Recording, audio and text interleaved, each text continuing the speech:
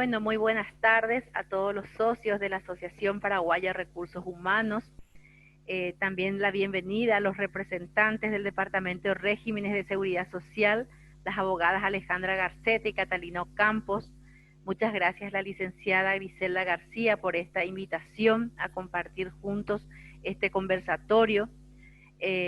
Muchas gracias, señor Sandro Arenas, que va a estar hoy con nosotros como moderador nuevamente, como siempre, muy gentil de su parte.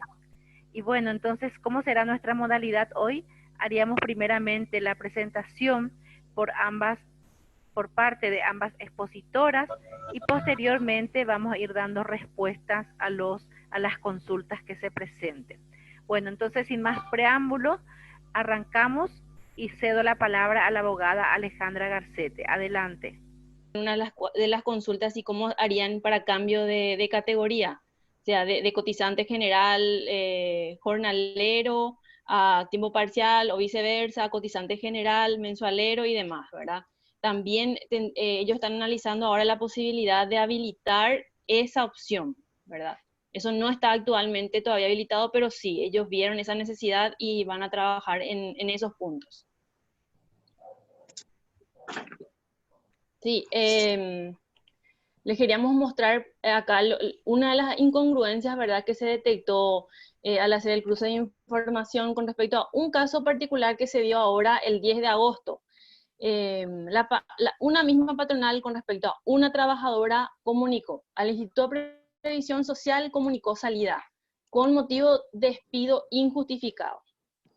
Sin embargo, al ministerio por esta misma trabajadora, la misma patronal, comunicó como motivo de salida término de contrato por mutuo consentimiento.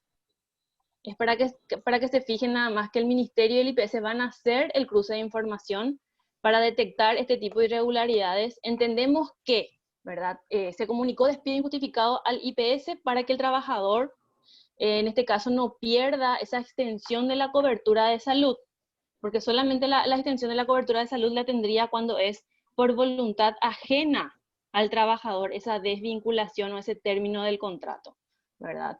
Y no sabríamos si hay otros motivos detrás, ¿verdad? Porque si la patronal está declarando despido injustificado ante el IPS, tendría también que ingresar los aportes teniendo en cuenta la indemnización, si es que hubiera en este caso, ¿verdad?, que correspondería como un despido injustificado. Podemos ver eso. Ahora, yo no sé si vamos a tener ahora las consultas con respecto a estos puntos antes de avanzar al siguiente tema. Como habíamos dicho al inicio, yo creo que sería bueno hacer toda la presentación y después entramos en la etapa de preguntas y respuestas, que ya dejaríamos a cargo al señor Sandro para ir haciendo la moderación en caso de que haya 2 o 3 preguntas repetitivas, si les parece bien. Avancemos entonces, gracias. Sí. Ahora, la otra parte de esta resolución 018001 del 2020 del IPS dispone que a partir de la vigencia de esta disposición, ningún aporte va a ser aceptado en el IPS sobre la base inferior al salario mínimo legal para cada tipo de cotizante. Anteriormente, las patronales que registraban a sus trabajadores, por ejemplo, y donde más veíamos este tipo de comportamiento es en el cotizante jornalero, que dentro del mismo mes con el mismo empleador le da reiteradas entradas y salidas a un mismo trabajador. ¿Y qué pasaba? Este trabajador nunca reunía los requisitos mínimos de aportes para tener derecho a las prestaciones. ¿Y qué es lo que pasa también? Que se estuvo incumpliendo con un artículo de la Carta Orgánica del IPS. El artículo 20 de la Carta Orgánica del IPS ya dispone que ninguna cotización puede hacerse sobre una base inferior al salario mínimo legalmente fijado para cada tipo de actividad, incluyendo lo que es el aprendiz, dice, ¿verdad? Y en estos casos el empleador debe complementar la diferencia que hace falta para alcanzar esa base mínima. ¿Qué tenemos con el jornalero? Jornalero justamente es una excepción a esa regla, porque es por una resolución nada más que está reglamentado dentro del IPS esa posibilidad de la cotización sobre la base de 18 jornales. pero aún así las patronales, al dar entradas y salidas reiteradas dentro del mismo mes, salían de esa regla y cotizaban por menos de 18 jornales. Y ahora el sistema ya va a limitar esas entradas y salidas reiteradas dentro del mismo mes o al mes siguiente consecutivo con el mismo empleador para cada tipo de cotizante. Te agradezco. Dale, chao, chao. Eso es a tener en cuenta.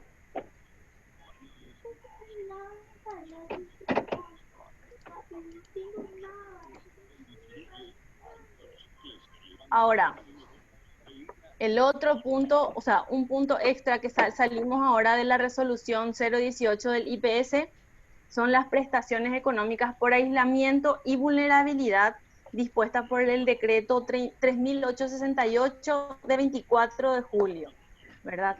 Esta prestación por aislamiento y para los grupos de riesgo y vulnerabilidad recién estaría aplicando el IPS a partir de la próxima semana. Si bien ya están recepcionando las solicitudes, la documentación, se estaría liquidando y pagando recién a partir de la próxima semana. Dentro del sistema REI ya se habilitó la opción para levantar y comunicar estas constancias de aislamiento preventivo y los certificados de vulnerabilidad. Para hacer esa aclaración, las prestaciones económicas por aislamiento están dirigidas a aquellas personas que no están dentro de los grupos de riesgo y que no tienen diagnóstico positivo. Entiéndase, estas constancias emitidas por el Ministerio de Salud Pública y deben ser presentadas por el trabajador ante su empleador, y el empleador es el que va a gestionar y comunicar al IPS a través del sistema REI esa constancia para que el IPS inicie el proceso interno para el pago del beneficio al trabajador. De la misma forma que se estuvo trabajando con las suspensiones, es el empleador el que va a comunicar al IPS y ahí se inicia el proceso para el pago del beneficio. El trabajador no tiene intervención directa con el IPS. Los pagos se van a realizar así también como se estuvo haciendo con la compensación económica por suspensión, es decir, a través del BNF u banco donde esté persiguiendo salarios la persona, ¿verdad? El plazo para el aislamiento es de 14 días, que son prorrogables dependiendo del protocolo que establece el Ministerio de Salud. Y el cálculo se realiza sobre la base del salario mínimo legal vigente, independientemente al salario real percibido por el trabajador. Y la prestación, el subsidio para las personas de grupo de riesgo vulnerable, se tiene en cuenta la resolución 309 del Ministerio de Salud, ¿verdad? Donde se establece los criterios de vulnerabilidad. Y es el médico tratante el que debe expedir el certificado médico donde conste, ¿verdad?, la situación de ese trabajador, su problema de salud crónico u otros, y a su vez este trabajador debe presentar a su empleador este certificado y el área pertinente de la empresa debe determinar si esta persona debe ir a aislamiento o no, y ahí comunicar al IPS para que la institución, que la previsional, procese el pago del beneficio. El pago de beneficio va a ser de forma mensual y teniendo en cuenta el mismo criterio para la aplicación de la compensación económica por suspensión, es decir, el 50% de un salario mínimo legal vigente por cada 30 días.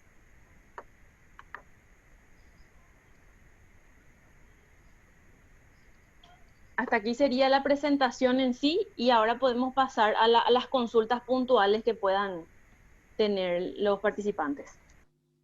De acuerdo, muchas gracias, abogada Alejandra y Catalina, por la presentación. Entonces, ahora vamos en la parte de preguntas y respuestas. Licenciado Sandro Arenas, por favor, estamos muy atentos. Dale, muchísimas gracias por la presentación que precedió a estas preguntas, que ahora arrancamos. La primera consulta, doctora, dice: en caso que un empleado estaba como mensualizado y por acuerdo entre las partes se convertiría en empleado a tiempo parcial, ¿cuáles serían los pasos a seguir? ¿Cómo se debe dejar registro en el sistema? Yo creo que esto tiene dos aristas. Una es la parte de la autoridad administrativa ¿Cómo haríamos esto, esta conversión de contratos, de modalidad de contratos? Y también la otra pata es cómo haríamos ante el Instituto de Previsión Social. Si segregamos en esos dos pasos así bien didácticamente, creo que le vamos a ayudar muchísimo al auditorio. Sí. Doctora Catalina, no sé si querés responder primeramente para el cambio de contrato.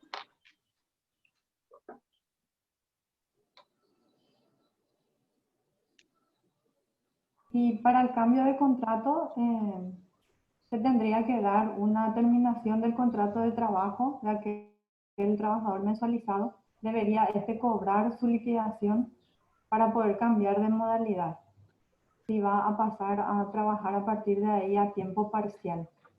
Entonces tiene que haber una indemnización de por medio, una liquidación de por medio y un nuevo contrato. Ok. Sí. Y como ya tiempo parcial es una figura, es una modalidad que se aplica desde el año pasado, desde agosto del año pasado justamente, para esta modalidad se exige la presentación del contrato dentro del sistema REI. Y sería la misma modalidad, ¿verdad? Se hace el cambio, se le da salida, como habían mencionado, sería por mutuo consentimiento, se le da salida en la categoría mensualero, y se le da nuevamente ingreso en la modalidad tiempo parcial adjuntando el contrato. Ok, perfecto. La siguiente consulta dice, tengo entendido que es por los días mínimos de aporte que estaba manifestando la doctora. Dice lo siguiente: siempre que tenga reposo o permiso o ausencias comunicadas adecuadamente, obviamente el aporte va a ser sobre el salario mínimo que perciba la persona, ¿verdad? O sea, si es menor al salario mínimo porque tuvo reposo, entonces se aporta solo por lo que se paga por los días trabajados. Eso sí, así, ¿verdad? Eso sí así, son las excepciones a la regla, ¿verdad? El haber ingresado después de iniciado el mes, supongamos, ingresó ya a los 7 días iniciado el mes o a la quincena, entonces obviamente no va a pagar por todo el mes. O cuando hay alguna sanción también al trabajador, alguna sanción impuesta debidamente comunicada al ministerio, no va a pagar por esos días de la sanción. Y también cuando hay reposos, por esos días no se cotiza. Ok. Una consulta sobre las constancias de aislamiento. Dice, las constancias de aislamiento y vulnerabilidad directamente se informará desde el sistema REI o se tiene que informar primero como reposo externo para que se genere la constancia de IPS. No, se comunica, son dos documentos. Está la constancia de aislamiento preventivo que expide el Ministerio de Salud con el código QR, esa sería la constancia de aislamiento. Y por el tema de vulnerabilidad para los grupos de riesgo debe ser un certificado médico expedido por el médico tratante de ese trabajador. Son dos documentos distintos, ¿verdad? Porque son criterios distintos. Y para que el médico tratante expida ese certificado, debe tener en cuenta las disposiciones de la resolución del Ministerio de Salud número 309, que está dentro de la página del Ministerio, ¿verdad? Donde establece una tabla ahí de vulnerabilidad y ciertos criterios, ciertos puntajes ahí que deben tener en cuenta para determinar si una persona realmente está en el grupo de riesgo o no, y ahí ya va a depender también de la empresa si es que realmente va a determinar el aislamiento de esa persona por vulnerabilidad o no, ¿verdad? Y esos documentos se deben presentar en el REI. Sí, eso ya está habilitado también dentro del sistema.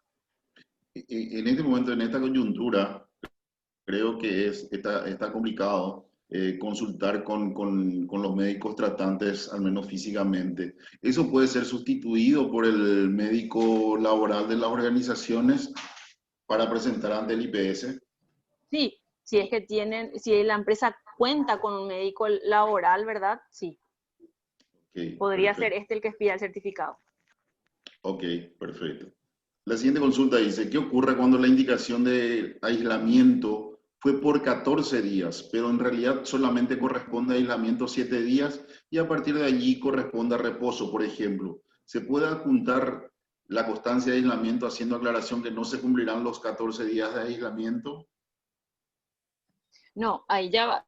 O sea, se presenta la constancia de aislamiento, pero ¿en qué momento se le da el reposo al trabajador? Una vez que tenga el diagnóstico positivo o tenga otro diagnóstico por otro tipo de enfermedad que no sea justamente COVID, ahí va a correr el reposo. ¿Por qué? Porque el IPS va a pagar el beneficio de mayor cuantía siempre. No paga los dos, pero va a tener en cuenta cuál es de mayor cuantía. Si a los 7 días tiene su certificado de reposo, sea por la confirmación del COVID u otro diagnóstico, a partir de ahí va a cobrar el reposo. 7 días de aislamiento y a partir del 8º sería el reposo, ¿verdad? Dependiendo del momento en que se comunique. Ok. Sí. Si el IPS, eso también establece la disposición, si el IPS ya pagó, supongamos que pagó por aislamiento 14 días y después resulta la presentación del reposo, va a descontar después del beneficio, te va a pagar el reposo, pero va a descontar los días que te pagó por aislamiento, si es que coinciden en el mismo periodo. ¿Me explico? Sí, sí. Yo con los mismos me sigo capacitando. Una pregunta inherente a lo consultado dice, ¿hay caducidad en los reposos por vulnerabilidad? La patronal va a ser la que va a establecer la fecha de inicio, ¿verdad? Y dentro del certificado que va a pedir ese médico, va a establecer el periodo o el tiempo. O en todo caso va a dejar abierto y va a establecer mientras dure la cuarentena o mientras dure la situación sanitaria, o sea, dejando abierto, ¿verdad? Hasta que termine toda esta situación, ¿verdad?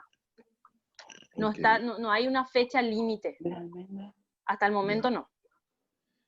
Otra consulta dice, ¿hasta cuántas veces se paga el subsidio COVID? ¿3 veces? Pregunta. Subsidio COVID, para entender, ¿es por el aislamiento o sería por vulnerabilidad? Son dos cuestiones distintas. El subsidio por aislamiento en principio es por 14 días, teniendo en cuenta el protocolo establecido por el ministerio. Puede ser prorrogable, pero en principio son 14 días. El de vulnerabilidad, sin embargo, es de cobro mensual, porque esa persona mayor de 65 años o que tenga otro, o que es de grupo de riesgo por otra situación, es de forma mensual que va a estar percibiendo el beneficio, mientras dure toda esta situación, esta emergencia sanitaria. Ok. El documento de vulnerabilidad, ¿cómo lo expide un doctor del IPS? ¿Igual se puede informar por el sistema REI? Igual, o sea, no necesariamente debe ser un médico del IPS el que va a pedir el certificado y debe ingresarse a través del sistema REI. El sistema REI está actualmente en funcionamiento para el efecto porque tengo entendido que estamos teniendo con bastantes quejas de nuestros Problema. asociados por su no funcionamiento actual, ¿verdad? Perdón, Sandro, Sí, parece que hay una interferencia muy fuerte. ¿Será que los demás pueden apagar sus micrófonos? No se les entiende nada. Adelante, Sandro. Esperamos que los demás, por favor, apaguen los micrófonos. Sí, sí. Nos habían informado desde la Dirección de Aporte Obrero Patronal del IPS que desde el miércoles pasado estaba disponible la opción. Sin embargo, hasta hoy estaban teniendo problemas con el sistema, con el funcionamiento del sistema. Esta mañana nos comunicamos con ellos y seguían con los problemas de aplicación, pero están trabajando intensamente en eso para poder aplicar todas estas disposiciones también. ya. Una precisión con respecto al tema. Dice, la constancia de aislamiento se debe alzar por medio de reposo externo y luego comunicar al REI o se debe alzar directamente al REI. Directamente en la opción habilitada ahora. Y esto es para la doctora Catalina. Dice, ¿cómo se comunicará en el sistema del Ministerio de Trabajo la constancia de aislamiento? ¿Bajo qué concepto?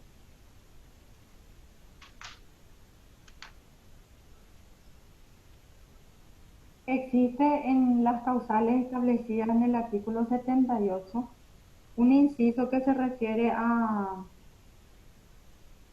por las demás causas de extinción de los contratos conforme a las disposiciones del derecho común que sean aplicables al contrato de trabajo.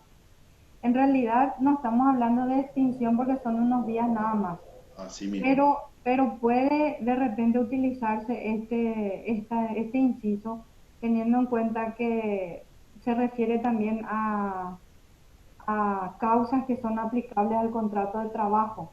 O sea, es una situación especial en la que el trabajador se va a ausentar y podría utilizarse ese inciso.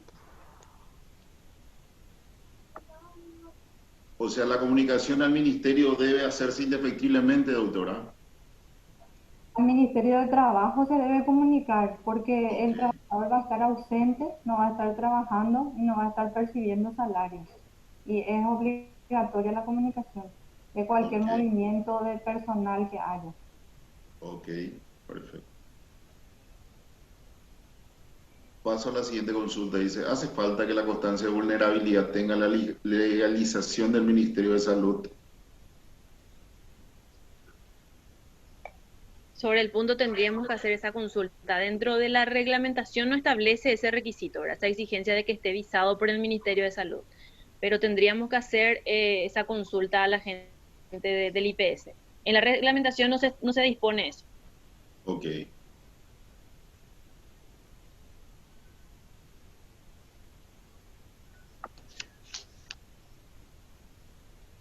Dice, en el caso que la empresa decida abonarle al colaborador, o sea que trabaje desde su casa por el tiempo de aislamiento, de producirse ese caso, ¿no debo alzar al sistema REI?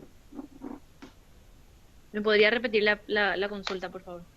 La consulta dice que este empleador no va a descontar por los días de aislamiento porque va a permitirle el trabajo remoto al trabajador. Entonces consulta, ya que va a haber una contraprestación monetaria que será salario por el trabajo remoto, ¿es necesario igual comunicar al REI o no es necesario comunicar? No, va a estar comunicando como salario. Va a tener que cotizar sobre eso. Pero los días de aislamiento, No, igualmente, si va a trabajar, si va a realizar actividades laborales, tendría que estar declarando el salario. por eso, entonces no se va a comunicar los días de aislamiento. No. Si la Ok, patronal le va a dar igualmente tareas, funciones durante el aislamiento, debería declarar salario. ok. Dice la siguiente consulta, hoy aún no se puede dar las suspensiones por aislamiento porque no funciona el sistema REI. Hay tiempo límite para comunicar los aislamientos. ¿Tenemos 30 días como los reposos o solo 3 como las sanciones? No, hasta el momento no se establecieron los límites, los topes para la comunicación. Y más teniendo en cuenta que el sistema ahora mismo está con problemas. Ok. Sí. Doctora Catalina, esta un pedido de aclaración sobre su consulta. Sobre la tipología de comunicación a la autoridad administrativa, si no sería conveniente comunicarlo como permiso y no utilizando aquel inciso del artículo 78 que refiere a una extinción de la relación laboral consulta. Sí, probablemente sería lo más conveniente. Depende de cada situación, ¿verdad? Pero si vamos a hablar de días de aislamiento, como es corto, probablemente lo más conveniente sea comunicar como suspensión, o sea, suspensión por una licencia, Ok, porque es una perfecto. licencia que otorga el médico, ¿verdad? Por unos días. Así mismo. Ok, perfecto. Doctora Alejandra dice, ¿en qué apartado del rey se alzan las constancias correspondientes? Sinceramente, hoy solicité que me envíen una captura del REI, cómo está habilitada la opción, pero no pudieron enviarme. No sabría decirte porque nunca ingresé al REI a ver esa opción, ¿verdad? Pero está, según lo que establece la disposición, está como constancias por aislamiento y certificado por vulnerabilidad. Ok. La siguiente consulta ya surgió la vez pasada en la charla anterior con autoridades del Instituto de Previsión Social y dice lo siguiente, ¿bajo qué causa, teniendo en cuenta la normativa laboral vigente, se comunican A, las renuncias y B, las salidas en periodo de prueba?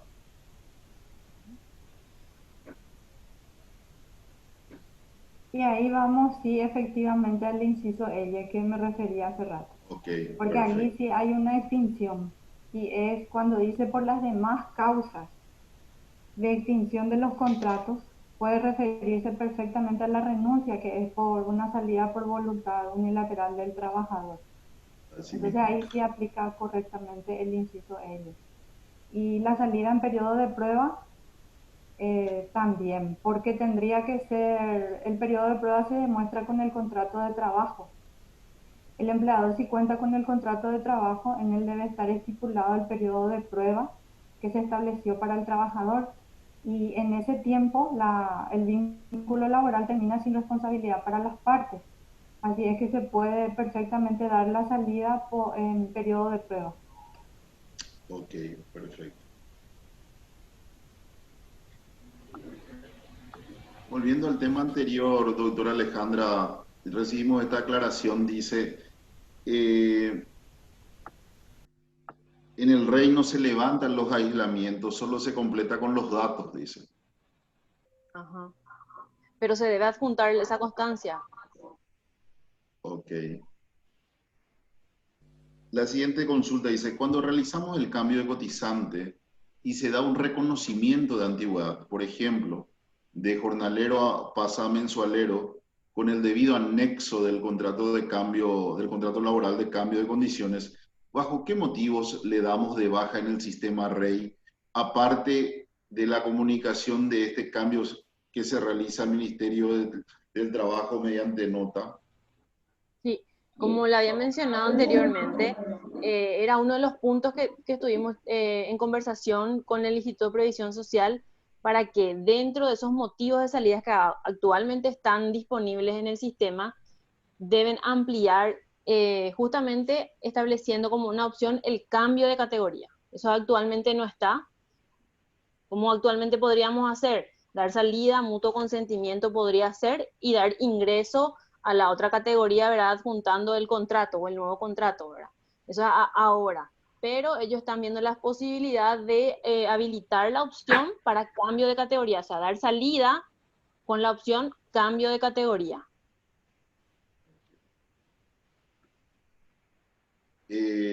Otra aclaración dice, en el REI tampoco establece como causa de terminación el término de contrato para los contratos por tiempo determinado. Sí, ese sí establece. Establece. Término de contrato, sí.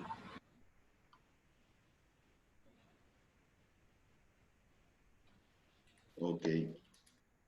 Hay una consulta también que quedó de la charla anterior que tuvimos con la gente, específicamente con la ministra de Trabajo, y era la preocupación por los tiempos de comunicación de las vacaciones anticipadas que tuvimos como excepción al inicio de esta coyuntura, y había quedado eso picando de que se iba a ver la forma de que esas multas no se generen, y es una de las consultas más reiterativas que tuvimos antes de esta charla, así como queda, porque está generando las multas por la comunicación a destiempo de la cantidad de vacaciones anticipadas que se dieron en los inicios, en marzo, abril y mayo específicamente. No sé, doctora Catalina, si tendría una respuesta sobre el particular.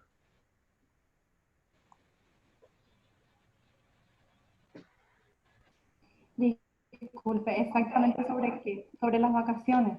Sí, comunicación tardía de vacaciones concedida en forma anticipada, particularmente en los meses de marzo, abril y mayo, que se dio como una salida excepcional para no tocar la remuneración de las personas que fueron licenciadas por diferentes motivos al inicio de esta Sí, pandemia. de hecho que fue expedida una resolución por parte del Ministerio donde se exoneraba el pago de multa a las empresas por la falta de comunicación, que como sabemos el Código del Trabajo establece 15 días de anticipación para comunicar las vacaciones. Y esta resolución establecía justamente la exoneración de multa durante el tiempo de pandemia. Ok. ¿Recordaría usted el número de resolución, doctora? No recuerdo, pero en un ratito le paso. Dale, perfecto. Una consulta inherente al tema dice, si se dio vacaciones anticipadas del 2021, ¿se debe informar las vacaciones recién en ese ejercicio, cuando corresponda al periodo, o se debe informar ya ahora?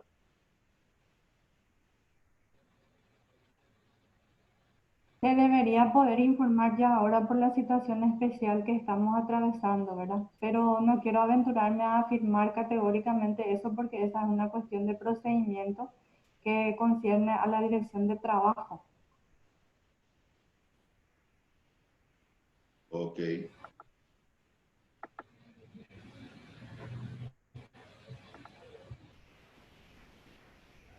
La resolución del Ministerio de Trabajo de firma electrónica está habilitada para otros documentos aparte de los recibos de salario. Es una consulta.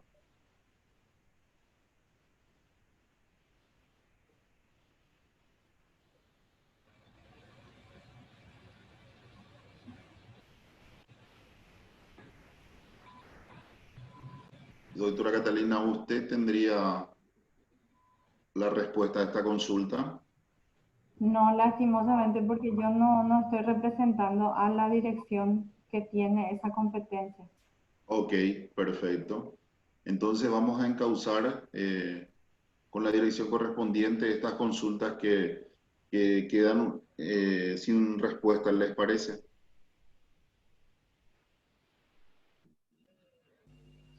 Ahí concluimos las consultas inherentes al tema en cuestión, Gladys. Ok. Sandro, la consulta hoy de la mañana, entiendo yo que fue la penúltima que hiciste, ¿verdad? La que te Sí, pasé esta mañana. así Entonces, mismo. si vos podrías marcarnos aquellas preguntas que no tuvimos respuesta, vamos a hacerlo así como lo de IPS, enviar por nota, a ver que tengamos esas respuestas para nuestros asociados. Así mismo. Y bueno, si no hay más consultas, por el momento creo que ya no. Entonces finalizamos. Muchísimas gracias a las doctoras Alejandra Garcete y Catalina Ocampos, también a la licenciada Griselda por habernos facilitado, Griselda García, por habernos facilitado esta webinar, este conversatorio.